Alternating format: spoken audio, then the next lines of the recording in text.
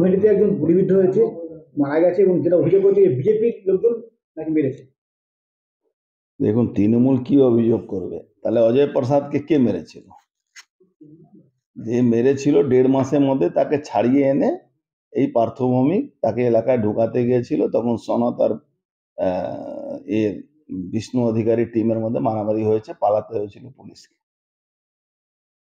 এই ছেলেটা যে সন্তোষ যাদব, যে খুন হয়েছে, সাতটা চালায়, সাতটার বুকি আছে, ওখানে একটা লোটো চলায়, এই সবার পিছনে কিন্তু গুড্ডু বলে একটা ছেলে আছে, লোটোর মালিক। ও পার্থভূমিকে স্পন্সর করে, সনদকে স্পন্সর করে, ওখানে পুরো জায়গাটা সব 2 নম্বরে বিজনেসটা ওটা ক্যাপচার করছে।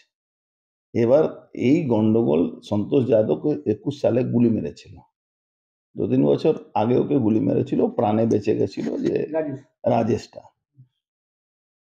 মাঝে মাঝে এদের ওই কে জমি ওখানে বেচবে তার জন্য গন্ডগোল। ওই অশোক চ্যাটার্জি বয়ান শুনছিলাম, অশোক চ্যাটার্জি বলছে সব 7টা জুয়া মদের ঠেক সব ওই রাজেশ চালায়। তাহলে পুলিশ কি করছিল? তুমি কি করছিলে ভাই? তুমি তো ওখানকার সব জমি বিক্রি করার মালিক তো তুমি।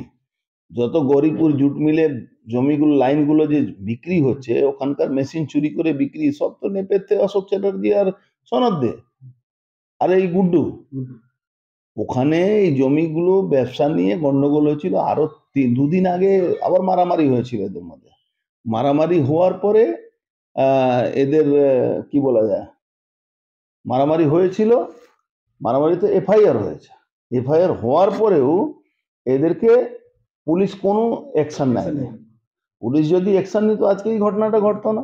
কারণ নামে এফআইআর হচ্ছে, পুলিশদের ডাকতো, ধমকাতো, চমকাতো বা জেলে ঢুকাতো, অ্যাকশন হতো না।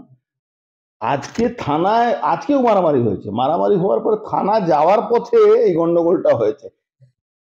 এরা 6 জন ছিল না 5 জন ছিল, আর ওকে, ও যাচ্ছিল থানা, ওকেও থানা যাচ্ছিল, ওকে ধরে পিটিয়ে মেরে দিয়েছে। এই হয়েছে ঘটনা।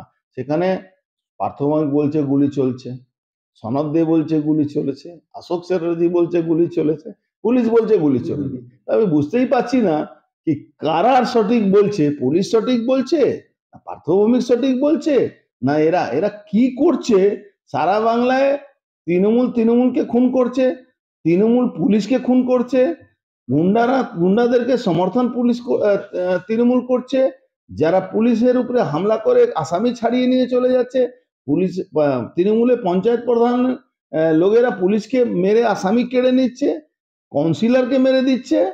আর এখানে পড়ে আছে যে তৃণমূল কে বিজেপি মেরে। বিজেপি অত ক্ষমতা থাকবে, তাহলে বিজেপি করার লোক কি মদ বিক্রি করতে পারে? বিজেপি করার লোক কি সাট্টা চালাতে পারবে এখন এই জামানায়? এই মমতা ব্যানার্জি রাজত্বতে এটা কি সম্ভব আছে? তার মানে নিশ্চয়ই কে বিজেপি কে তৃণমূল, তো মানুষ বুঝে নেবে, অসুবিধা তো কিছু নেই। এটা অবৈধ ধান্দা লড়াই, তার মানে অ্যাকচুয়ালি এটা জমি বিক্রি করা লড়াই। কেন অবৈধ ধান্দা রাজেশের করার ক্ষমতা নেই? কেন ওখানে পুরোটাই কন্ট্রোল আছে, এর কাউ আছে, ওদিকে গুড্ডু আছে, ওদিকে পার্থভৌমিক নিজেই আছে।